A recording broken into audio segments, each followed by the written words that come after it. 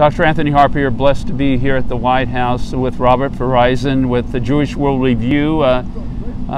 Thank you for joining me, Robert, and I wanted to have you, share your concerns about the Biden and Harris administration in contrast with President Trump and Pence regarding Israel and some other important issues of your concern.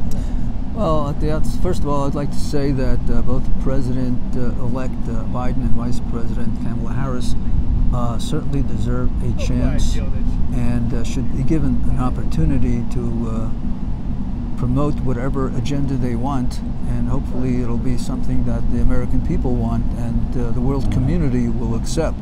As far as Israel goes, whatever the Trump administration accomplished, both the future President Biden and future Vice President Kamala Harris should take a hard look at the accomplishments what took place over at the Middle East, taking into consideration the moving of the embassy, which was a very successful and very good idea by the Trump administration. It was a courageous idea, and they should give credit to President Trump and his administration, and also his son-in-law, Jared Kushner, who played a major role in this, and also in the Middle East peace agreement, which was also a major accomplishment. It took years and years and former presidents to put something on the table, and they never really it never really materialized. And here is the first time we have something that actually materialized, something to work with, and that should not be pushed away by anyone, whether you like the previous administration, whether you like the policies or not. But if it's a good policy, if something was accomplished for the safeguard of Israel and the world community, then just go for it. Just don't try to avoid it, and don't try to push it under the table.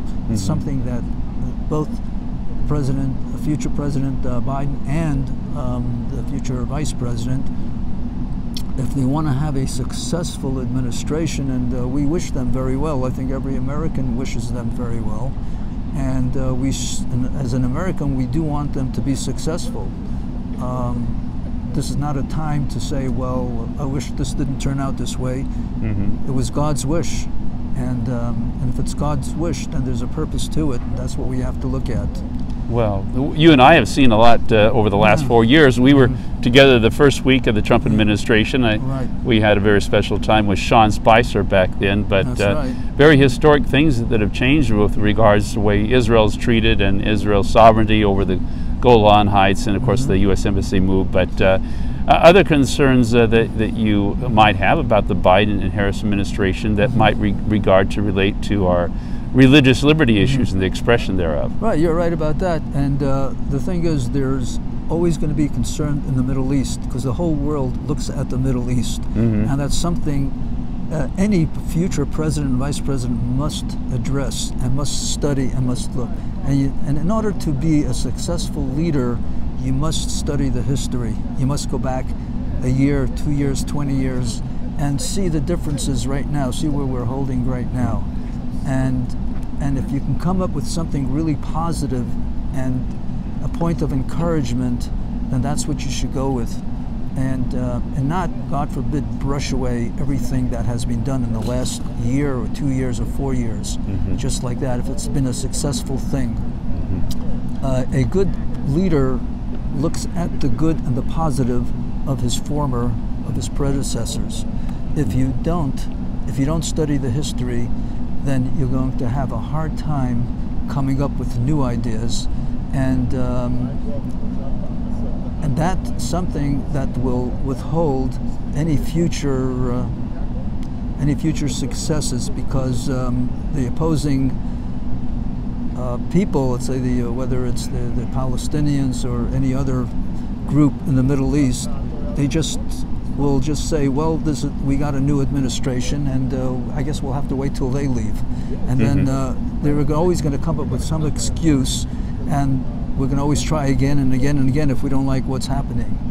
But if the new administration that's coming in now on January 20th does take a deep look and a serious look at the accomplishments of the Trump administration in the last couple of years concerning the Middle East, I think they will have also a positive tone with all the members of the Middle East, and that is the way to go.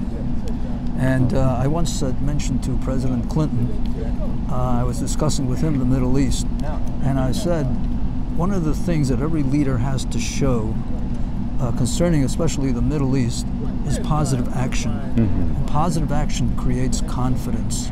And the president told me right away, he said, that is the only way to go. That was his words, quote unquote.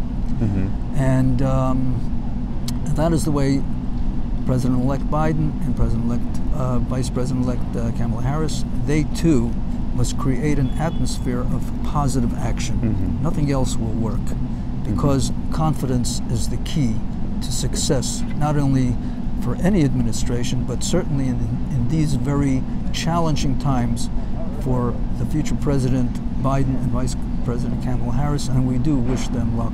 Yeah, I appreciate you for sharing, Robert. These are very challenging times, and I do want to encourage people to pray and pray for our leaders here, for them to have wisdom and understanding to deal with very difficult issues. And so I'll be looking forward to seeing you again. Yeah, thanks. Sure, it was nice meeting you again, and as always, and good talking to you. What is your website for Jewish World Review? It's www.jewishworldreview.com. Okay. Yeah. Thank you, Robert. Yeah, come look at us.